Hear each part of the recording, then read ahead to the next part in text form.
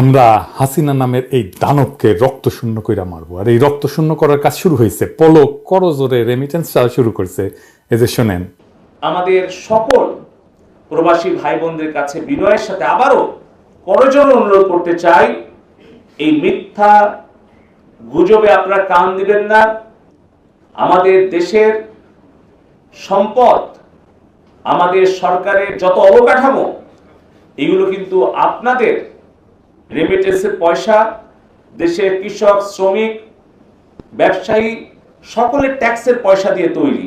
দেখেছেন কান্নাকাটি শুরু হয়ে গেছে। আমি 2 দিন আগে বলছিলাম যে শেখ মুজিবকে বাপ না ডেকা আপনারে বাপ ডাকবে। এডিটর সাহেব দেখেন না সেই অংশটা, শুধু আওয়াজ দিছি তাতে এই অবস্থা। তাইলে শুরু করলে কি হবে বুঝেন? শুরু করে দেন, পলক শেখ মুজিবকে ছাইরা আপনারে আব্বু ডাকবে।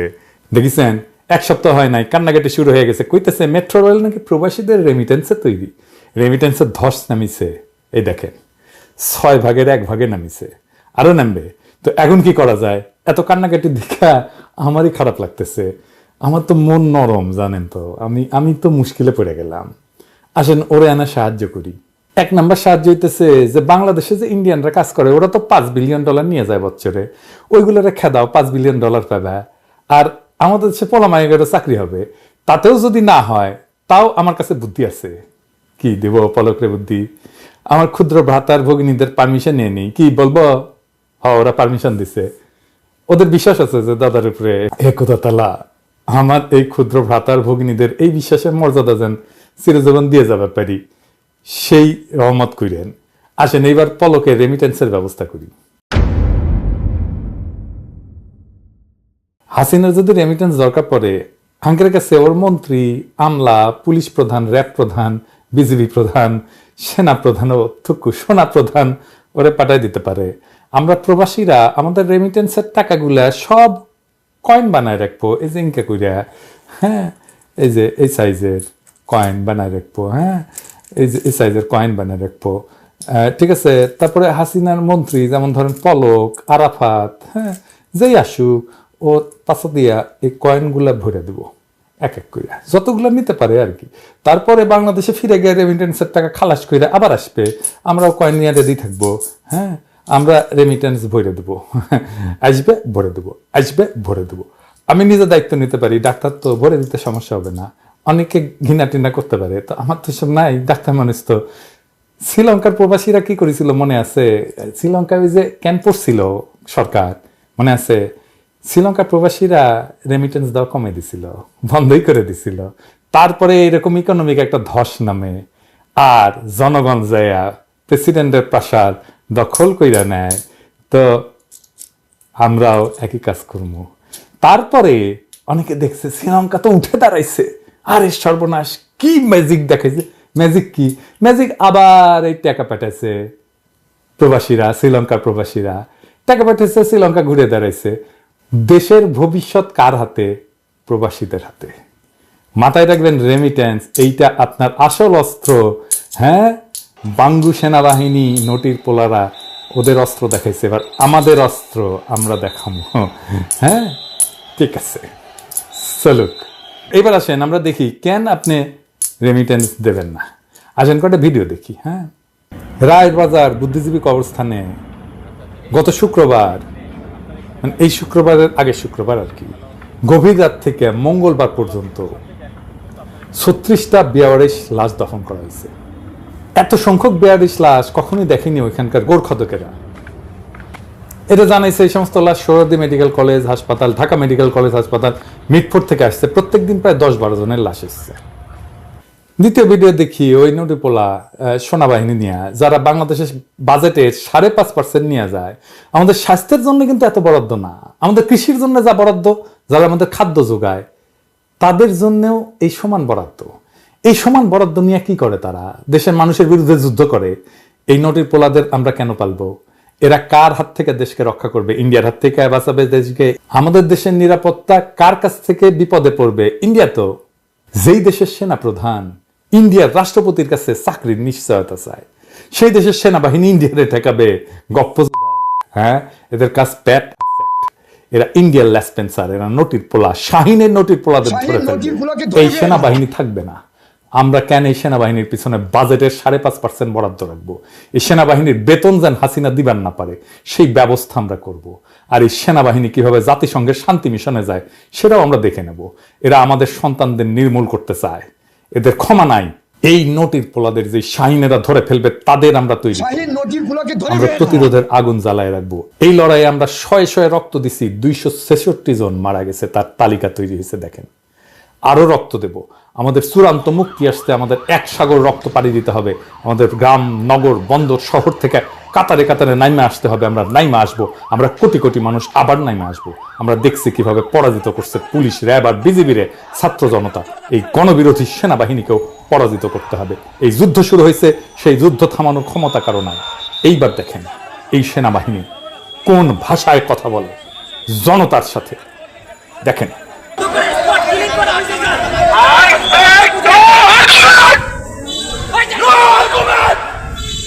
এই আওয়াজ তোকে পশ্চাতে হান্দায় দেবো নটির পোলা। এক হাতে বন্দুক নিয়ে মালিক রে ভুলে গেছিস? কে তোর মালিক? কার টাকায় তোর বেতন হয়? একটা অনির্বাচিত ফ্যাসিস্ট শাসককে রক্ষা করতে গেছিস বান্দিরপুর।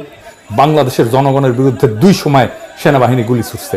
1971 পাকিস্তানি সেনাবাহিনী, 2024 হাসিনার সেনাবাহিনী, ইন্ডিয়ার মদতপুষ্ট ইন্ডিয়ার জারস সেনাবাহিনী। আর কোনো ইতিহাস নাই বাংলাদেশে। এবার আসেন আমরা আরেকটা ভিডিও ফুটেজ দেখি, তাহলে বুঝবেন কেন আমাদের আরো মরণপণ লড়াই করা ছাড়া কোনো উপায় নাই। এর পরের বার আমরা আর ভুল করব না। এর পরের বার আমরা এটা মাথায় নিয়ে নামবো যে নটির পোলা সেনাবাহিনী অস্ত্র ত্যাগ করবে। আমাদের এটা হিসাবে নিয়ে মাঠে নামতে হবে। নটির পোলারা পাশের দেশ মায়ানমারের ঘটনা দেখ, কি হেডন সে সেনাবাহিনীর, দুনিয়া উল্টায় ফেলায়, এখন পুরা দেশ দখল করে ফেলছে মুক্তি সেনারা। এই জিনিস ঘটবে বাংলাদেশে। আমার উপরে নটির পোলারা ভয়ানক বেলা হবে। আমার চ্যানেল বন্ধ করে দেওয়ার চেষ্টা করবে, ইউটিউব ফেসবুক বন্ধ করে দেওয়ার চেষ্টা করবে। আমার টেলিগ্রাম চ্যানেলে যুক্ত থাকবেন, আমার কণ্ঠস্বর আপনাদের কাছে পৌঁছাইবেন। এবার দেখেন ফুটেজটা। 19 জুলাই 2024 শুক্রবার বিকাল 4টা রাজধানীর রামপুরা বনশ্রীর মেরাদিয়া বাজারে অবস্থিত রামপুরা থানার পার্শ্ববর্তী নির্মাণাধীন বিল্ডিং এর ঘটনা। ছাত্র গণহত্যার প্রতিবাদে জুম্মার নামাজ শেষে বনশ্রীবাসী বিক্ষোভে ফাইটে পড়ে। বনশ্রীর একাংশ রামপুরা ব্রিজের দিকে, আর একাংশ বনশ্রী আইডিয়াল স্কুলের ড্যামরা স্টাফ কোয়ার্টার রোডে, বনশ্রীর শেষ মাথায় মেরাদিয়া বাজারে অবস্থিত রামপুর থানার আগে দক্ষিণ বনশ্রী রোড পর্যন্ত রাস্তায় মিছিল নিয়ে অবস্থান নেয়। এক পর্যায়ে হঠাৎই এপিসি সহ বিজিবি, পুলিশ কোনো প্রকার tear shell, rubber bullet, sound grenade ছাড়ে সরাসরি এলএমজি থেকে চাইনিজ রাইফেল থেকে গুলি করতে শুরু করে। রাস্তায় লুটায় পড়ে নিহত হয় অনেক বিক্ষোভকারী। এমন অবস্থায় স্থানীয় জনগণ আরো ক্ষিপ্ত হইয়া বিজিবি পুলিশকে ধাওয়া দিয়ে বিভিন্ন অলিতে গলিতে ব্যস্ত রেখা 5 দিক দিয়ে রামপুর থানা ঘেরাও করে ফেলে। এক পর্যায়ে মেইন রাস্তা থেকে এপিসি সহ বিজিবি এবং থানার সামনে থেকে পুলিশের মুহুর্মুহু গুলিতে টিকতে না পেরে কয়েকজন কিশোর থানার পাশেই মেইন রোড সংলগ্ন একটা নির্মাণাধীন 4তলা ভবনে উঠে পড়ে। এই সেই বিল্ডিং। এক পর্যায়ে বিজেপি পুলিশ থানা এরিয়া কন্ট্রোলে নিলে কয়েকজন পুলিশ ওই ভবনে উঠে যায়। সবাই চলে যেতে পারলেও এই একটা হতভাগ্য কিশোর ওই ভবনে আটকা পড়ে যায়। 4তলার ছাদের সাইড দিয়ে নাইমা সে নিজেকে লুকানোর চেষ্টা করে, কিন্তু তারা দেখে ফেলে 2 পুলিশ রিভলভার দিয়া পর পর 6 রাউন্ড গুলি কইরা ওই কিশোরের মৃত্যু নিশ্চিত করে। দেখেন, এদের বেতন দেওয়ার জন্য রেমিটেন্স পাঠাইবেন, এদের অস্ত্রের গুলির জন্য রেমিটেন্স পাঠাইবেন। গুলি কি দিয়ে কেনা হয়? আপনার আমার রেমিটেন্সের টাকায়, বৈদেশিক মুদ্রায়। এদের এই গুলির জন্য এখন রেমিটেন্স পাঠাবেন, নাকি এটা যেন না খাইতে পেয়ে মরে সেই জন্য রেমিটেন্স বন্ধ করবেন? ছাত্ররা আহ্বান জানাইছে, তাদের কথা আমার পৌঁছায় দেওয়ার কর্তব্য। আপনাদের জন্য তাদের বক্তব্যটা দিতেছে। আমার এটা ব্যাখ্যার কিছু নাই, শুধু আমাদের ভালোবাসার শুভকামনার দোয়া থাকলো। এই জেনারেশন, এই প্রজন্ম হাসিনাকে ছাড়বে না, এই প্রজন্ম মাথা নোয়াবে না। প্রিয় দেশবাসী, আজকে উদ্ভূত পরিস্থিতিতে আপনাদের সামনে আবার হাজির হয়েছি। আপনারা দেখেছেন কিভাবে আমাদের সিনিয়র সমন্বয়ক বৃন্দকে হসপিটাল থেকে অসুস্থ অবস্থায় জিম্মি করে ডিবি কার্যালয়ে নিয়ে যাওয়া হয়েছে এবং সেখানে তাদের উপর কয়েকদিন যাবৎ নির্মম নির্যাতন চালানো হয়েছিল। নির্যাতন করে, অস্ত্রের মুখে জিম্মি করে, ভয় ভীতি দেখিয়ে আজকে ডিবি কার্যালয়ে একটা অমানবিক কাজ করা হয়েছে। সেখানে তাদেরকে বাধ্য করে একটি জোরপূর্বক স্টেটমেন্ট নেওয়া হয়েছে। কিন্তু আমরা তাদের চেহারা দেখে বুঝতে পেরেছি যে এটা তাদের বিবেকের স্টেটমেন্ট নয়। তারা জিম্মি হওয়ার পূর্বে আমাদেরকে নির্দেশনা, সুস্পষ্ট নির্দেশনা দিয়ে গিয়েছিলেন। বলেছিলেন যতক্ষণ পর্যন্ত না সরকারের প্রজ্ঞাপন খেলা বন্ধ হবে, যতক্ষণ পর্যন্ত না এই দেশে এই বৈষম্য বিরোধী ছাত্র আন্দোলন করতে গিয়ে যতজনের রক্ত ঝরেছে তাদের রক্তের ন্যায় বিচার না হবে, যতক্ষণ পর্যন্ত না আটককৃতদের মুক্তি দেওয়া না হবে, যতক্ষণ পর্যন্ত না মিথ্যা মামলাগুলো প্রত্যাহার করা না হবে, ততক্ষণ পর্যন্ত আন্দোলন চালিয়ে যেতে হবে। তারপর থেকে আমরা নিয়মিত কর্মসূচি দিয়ে আন্দোলন চালিয়ে যাচ্ছি। একইভাবে তাদের সেই নির্দেশনার আলোকে এবং তাদেরকে জিম্মি করে এভাবে স্টেটমেন্ট আদায় করার প্রতিবাদে আমরা আগামীকাল বৈষম্য বিরোধী ছাত্র আন্দোলনের পক্ষ থেকে সারা দেশে ছাত্র জনতার বিক্ষোভ কর্মসূচি ঘোষণা করছি। ছাত্র জনতা আগামীকাল সারা দেশে বিক্ষোভ কর্মসূচি পালন করবে এবং এই বিক্ষোভ কর্মসূচি হবে গত যে কোনো আন্দোলনের চেয়ে, আমাদের যে কোনো কর্মসূচির চেয়ে আরো শক্তিশালী কর্মসূচি। ছাত্র সমাজ ঘরে ফিরে নাই, ছাত্র সমাজ এখন রাজপথে আছে এবং দাবি আদায় করে সকলের ন্যায় বিচার নিশ্চিত করে তারা ঘরে ফিরবে ইনশাআল্লাহ। এইবার আসেন হাসিনার একটা নতুন নাটক নিয়ে কথা বলি। আবু সাইদের পরিবারকে ডেকে আনছে হাসিনা, এই গ্রামীণ দরিদ্র মানুষগুলাকে নিশ্চয়ই কোনো লোভ দেখায় আনছে। তারপর তাদের দিয়ে হাসিনা বন্দনা করায় নেবে, কাজ হবে না, লাভ হবে না, কিচ্ছু যায় আসে না। আমরা আবু সাইদের বোনের কান্নাটা দেখি। এডিটর সাহেব একটু দেখান। ভাইয়ের হয় নাই, আমার ভাইয়ের এত মেধা ভাই, আমার ভাই 5-এ বৃত্তি পাচ্ছে, আমার ভাই 8-এ পাচ্ছে, আমার ভাই মেট্রিকে পাচ্ছে, ইন্টারে রংপুর কলেজত ভাই সরকারি কলেজত স্কলারশিপ পাচ্ছে ভাই। বাপে আমার খুশিতে কান্দিছে ভাই, হাই রে স্কলারশিপ পাচ্ছে ভাই। আমরা মূর্খ মানুষ জানি না এত মেধাবী ছাত্র ভাই কি জন্য সরকারে মারার অনুমতি দিল ভাই, কি জন্য? আমার ভাই রুকিয়া ভার্সিটি ইংলিশ সাবজেক্ট নিয়ে অনার্স করলো ভাই, 4 বছর হয়েছে ভাই। আমার ভাইকে আমি কইল ভাই মানে বিসিএস করে ক্যাঙ্গেরি ভাই, তোরা না করেন তো কয় শুনি এটাই এই একটা পরীক্ষা চাকরি হোক মুই চেষ্টা করিম, হোক মুই তোর আশাটাও চেষ্টা করি দেখিম করেন ভাই। মুখ ভালো লাগে মাইনছে যখন বিসিএস এর কথা কয়, মুখ কলজাটা কাঁপি ওঠে ভাই, হাই রে ওরা ক্যাঙ্গেরি পড়ছে। তোরাও ভাই করেন তো, তোমারও না মেলা মেধা, হোক শুনি মুই করিম। আমার ভাই মরার বয়সী হয় নাই, আমার ভাই কৃষক মারার পারমিশন দিল, একটা পাও ভাঙ্গিল না কে, একটা হাত ভাঙ্গিল না কে। আমার ভাই তখন আপন ইচ্ছেই ঘুরি আইলো হয়, কি জন্য 4টে গুলি মারলো আমার ভাইক? আমার কলজাটা মানুষ না, আমার 3টে মারি গেল না কে, আমার 3টে কি জন্য মারি গেল না? আমার ভাই এত কষ্ট করে পড়ছে ভাই, আমার বাপই মানুষ কয়ে বেড়াচ্ছে, আমার বাপে লেখাপড়ার খরচ দিবে পারে নাই অভাব অনাটনের জন্য ভাই। হাই ভাই আমার বাপে লেখাপড়ার খরচ দেয় নাই, আমার ভাই। হাসিনা তো নাটক করবে, কিন্তু হাসিনা পুলিশে মৃত্যুর এজাহারে কি লিখছে? পুলিশে গুলিতে মারার কাছে লিখছে? লিখে নাই। লিখছে যে ইট পাটকেল সরাসরির মধ্যে এ পইরা গিয়ে মরছে। হাসিনা কি বলছে শুনেন তার মুখেই। হ্যাঁ, পুলিশের গুলিতে একজন মারা গেছে, যেই মারা যাক সে তো বাবা মার সন্তান, আমরা সেজন্য সত্যি দুঃখ প্রকাশ করি। এবং তার বাড়ি রংপুর পীরগঞ্জ, ওখানে আমরা যাতে তার কাফন দাফন সব কিছু ব্যবস্থা করে দিয়েছিলাম। পুলিশের গুলিতে মারা গেছে সে নিজেই বলে, যে তার কুত্তা পুলিশ সেটা লেখে না এজাহারে। তাইলে বুঝেন আবু সাইদের পরিবার নিয়ে আর কি খেল সে খেলবে। এই ভিডিও যখন রিলিজ হবে তখন আবু সাইদের পরিবার দেখা করে ফিরে আসবে, কি নাটক করছে এই নটাঙ্গি সেটা দেখতে পারবেন। এপিসোড শেষ করি আরেক শহীদের গল্প দিয়া। বিগত কয়েকদিন কার কিভাবে গেছে জানি না, কিন্তু যারা মাঠে নামেন নাই, যুদ্ধক্ষেত্র দেখেন নাই, তারা কল্পনাও করতে পারবেন না দেশে কি চলছে। 18 জুলাই বৃহস্পতিবার দুপুর 1টায় আমার বন্ধু জাহিদুজ্জামান তানভীর শহীদ হয়। তার খবর পেয়ে সাথে সাথেই আমরা কুয়েট মৈত্রী হাসপাতালে রওনা দিই 2টার দিকে। আমার কিছুতেই বিশ্বাস হচ্ছিল না, নিজের চোখে না দেখে আমি বিশ্বাস করতে পারছিলাম না। খালি মনে হচ্ছিল হয়তো অন্য কেউ হবে, তানভীরের মতো দেখতে হয়তো কেউ। রাস্তায় বাইক আর সিএনজি ছাড়া কিছু ছিল না। অনেক অপেক্ষার পর একটা সিএনজি পাই যে আমাদেরকে হাসপাতালে নিয়ে যেতে চায়। উত্তরে জসিমউদ্দিন আসতেই আমাদেরকে ছাত্ররা থামাই দিয়ে বলে, ভাই সামনে যেন না, পুলিশ যেদিকে যেভাবে পাচ্ছে গুলি করছে। আমরা সিএনজি ঘুরাই, ডিভাইডারের মাঝখান দিয়ে পার হয়ে সেক্টর 4-এ ঢুকি। গলির মুখে দেখতে পাই 40-50 জনের মতো ছাত্রলীগ জমায়েত হয়ে আছে, বসেছিল বেশিরভাগ। দেখে আমাদের কিছু বলে নাই। সিএনজি ঘুরায় ঘুরায় কোনো মতে কুয়েত মৈত্রীর কাছাকাছি যাইতে পারি। আজমপুর রেলগেটে নামি। দেশের এই হাজারো সুশীলেরা চুপ থাকলেও সেই দিন সিএনজিওয়ালা মামা আমাদেরকে বলে যে আমি সমর্থন করি মামা এই আন্দোলন, আপনাদের বন্ধু শহীদ হয়েছে আজকে, আপনাদের থেকে কিভাবে টাকা নিই আমি। অনেক বলে কেউ তাকে টাকা দিতে পারি নাই আমি। হাঁটা দিই হাসপাতালের দিকে, পথে শয়ে শয়ে ছাত্র ছাত্রী দেখি, বিভিন্ন ভার্সিটির, কলেজের, এমনকি স্কুলেরও। সবাই আশঙ্কিত যে না জানি কি হয়। কারো গায়ে ইউনিফর্ম, গলায় প্রত্যেকের আইডি কার্ড, কারোর সাথে হেলমেট, চোখের নিচে টিয়ার শেল থেকে বাঁচাতে পেস্ট, প্রতিরক্ষার জন্য হাতে কারো কারো লাঠি, রেকর্ড করার জন্য কারো হাতে মোবাইল।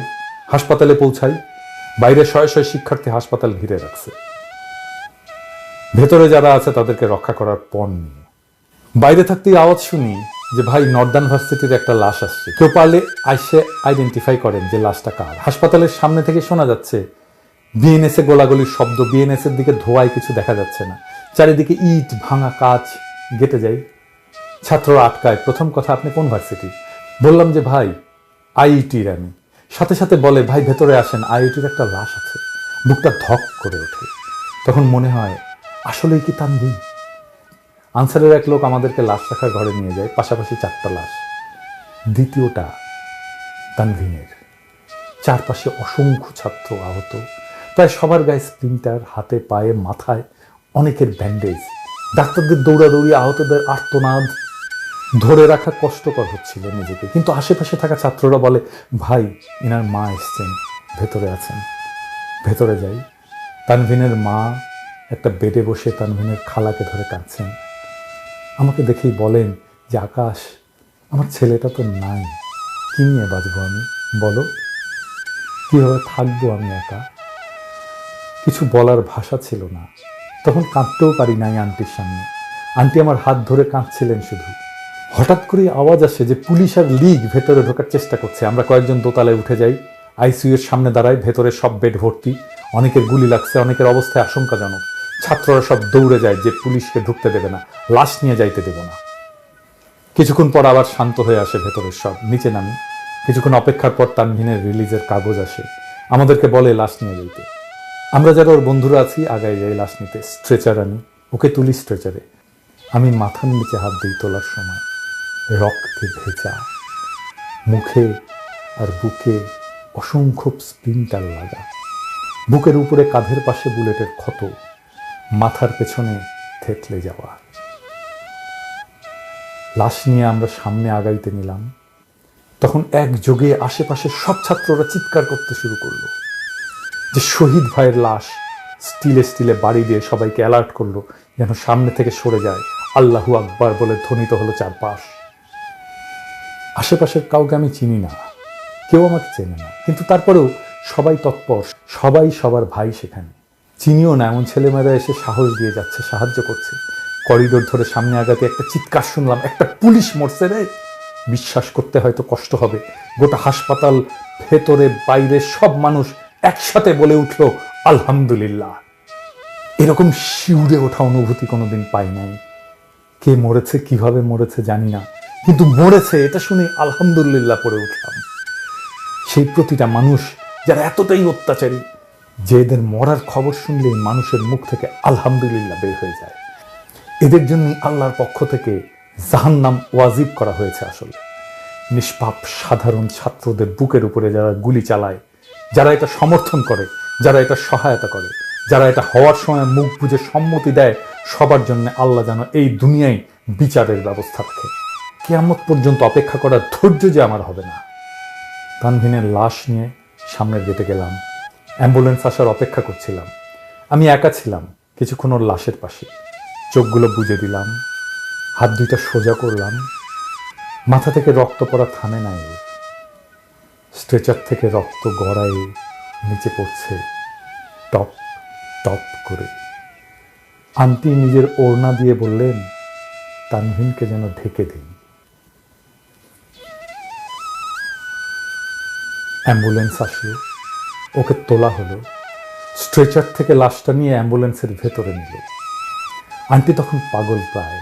আন্টি স্ট্রেচার থেকে তানভীনের রক্ত নিয়ে নিজে মেখে চিৎকার করছেন, আমার ছেলে শহীদ, আমার ছেলে শহীদ হয়েছে। এই মুহূর্তটা আমি হয়তো কোনোদিন ভুলতে পারবো না। আজীবন চোখের সামনে আমার এই দৃশ্য আর কানে আন্টির চিৎকার ভাসবে।